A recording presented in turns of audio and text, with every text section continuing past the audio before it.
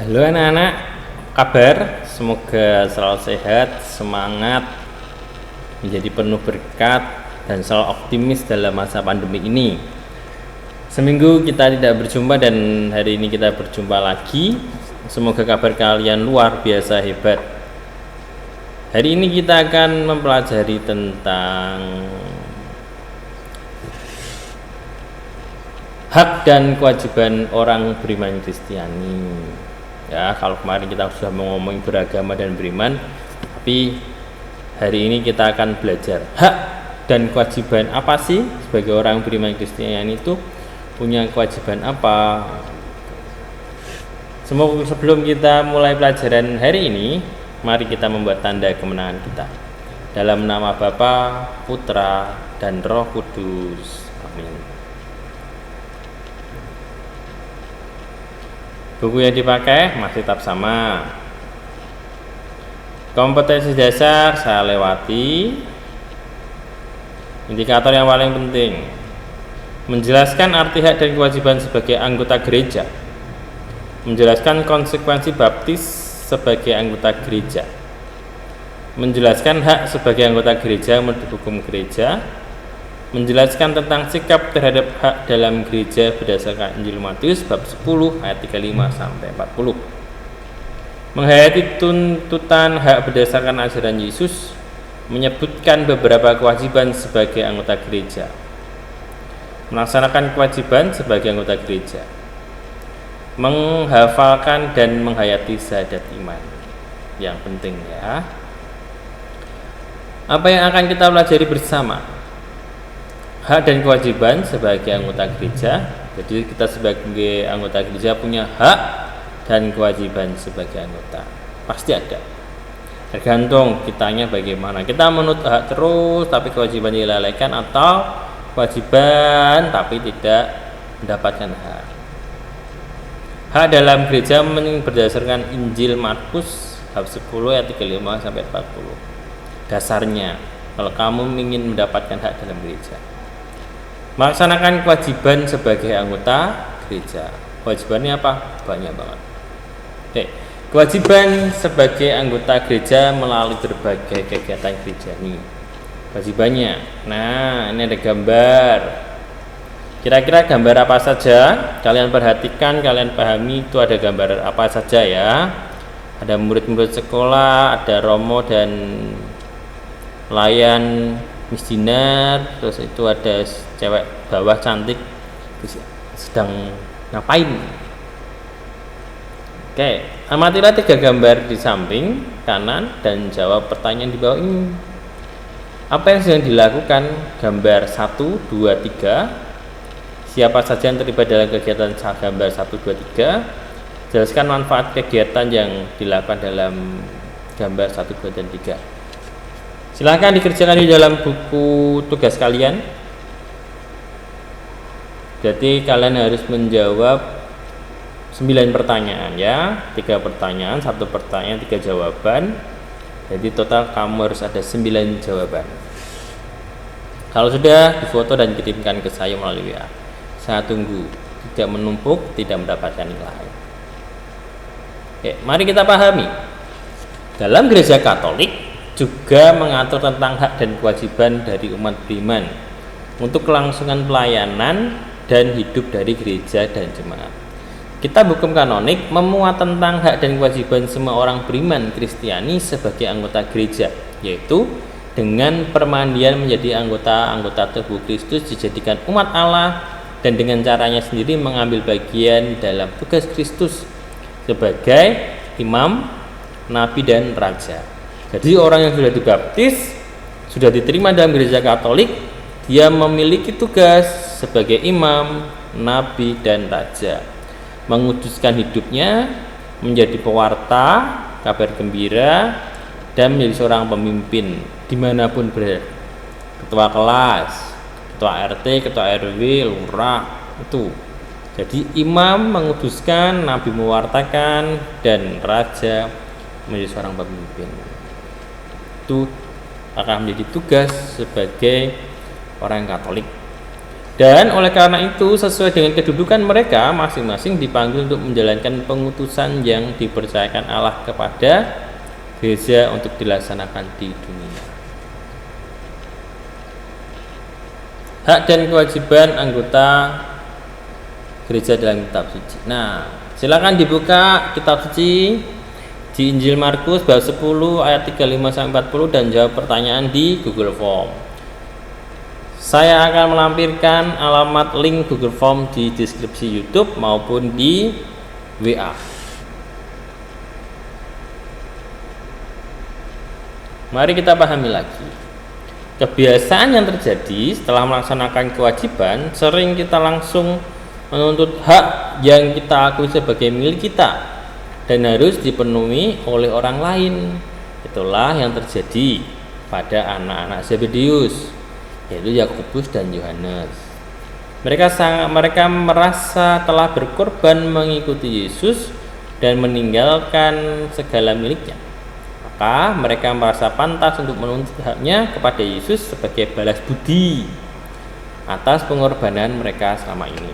Nah, yang mereka inginkan adalah menjadi pendamping Yesus ketika ia memperoleh kemuliaan dengan duduk di sebelah kanan dan di sebelah kirinya. Tapi Yesus berkata, tetapi hal duduk di sebelah kananku atau sebelah kiriku, aku tidak berhak memberikannya.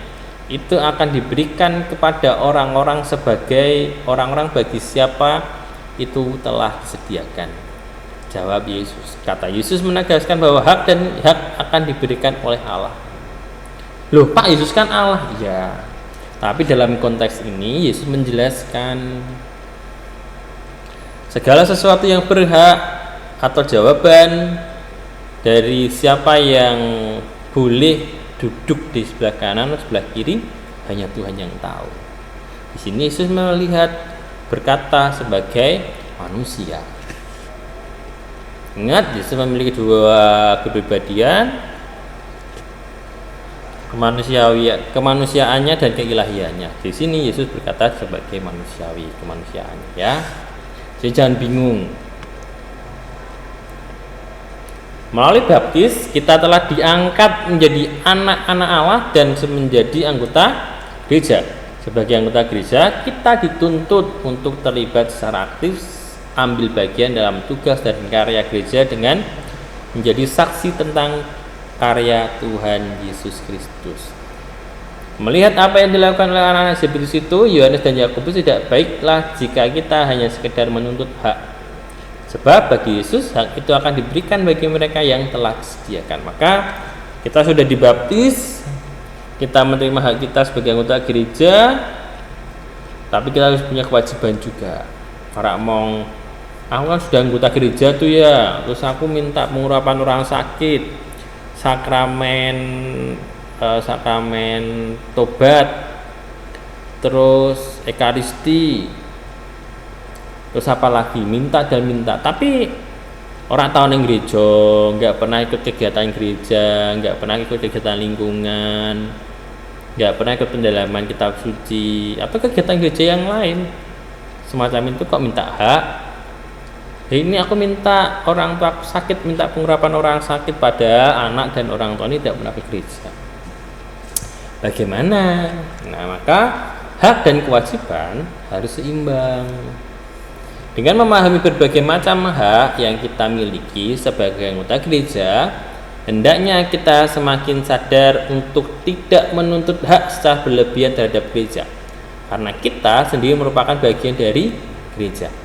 Perlu disadari pula, hak kita sebagai anggota gereja akan terpenuhi apabila kita melaksanakan kewajiban kita sebagai anggota gereja secara bertanggung jawab. Carilah dulu kerajaan Allah dan kebenarannya, maka semua itu akan ditambahkan kepadamu. Jangan pernah menuntut gereja memberikan yang kamu inginkan, tapi berikanlah dulu apa yang dibutuhkan gereja. Seperti ibaratnya negara lah.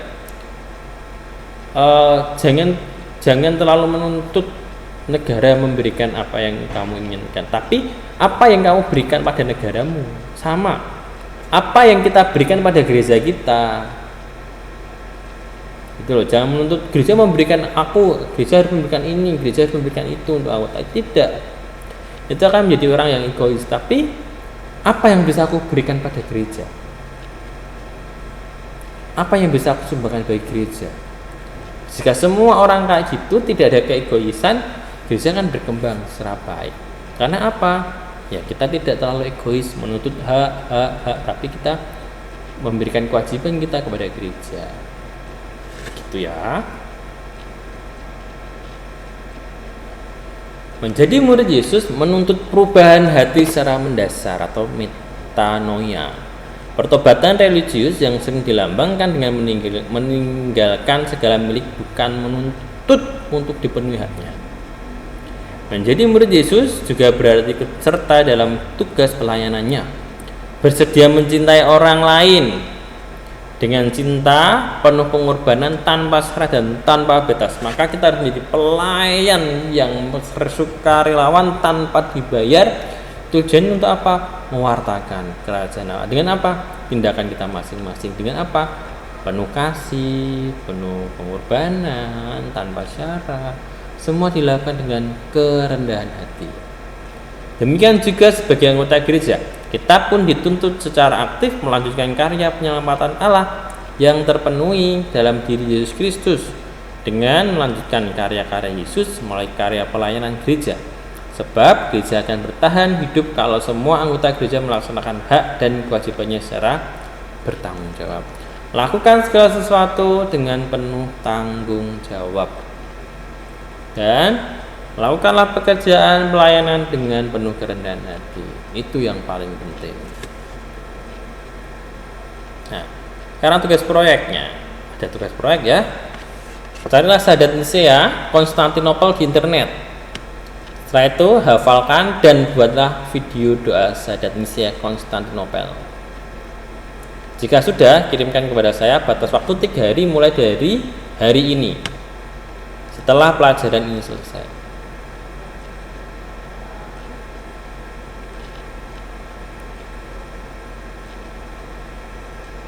Oke. Silakan bertanya jika kalian tidak tahu, jika ingin mencari cara di internet untuk mengembangkan pengetahuan iman kalian, menambah iman kalian. Nah, kerjakan, jangan menunda, karena ada konsekuensi nilainya. Jangan terlalu banyak menunda pekerjaan karena kalian akan mendapatkan tugas. Semoga dapat dipahami. Tuhan memberkati usaha keras dan hidupmu. Cogito Egrusum, Spire Audi, Vivere Tota, Vita Discandum S. Terima kasih atas waktunya. Semoga apa yang saya sampaikan berguna bagi kalian, dapat kalian mengerti, dapat kalian pahami. Jika kurang mengerti, silahkan bertanya pada saya. Terima kasih atas waktunya. Sebelum saya menutup pertemuan hari ini, mari kita membuat tanda kemenangan kita. Dalam nama Bapa, Putra, dan Roh Kudus. Amin. Terima kasih, berkah dalam.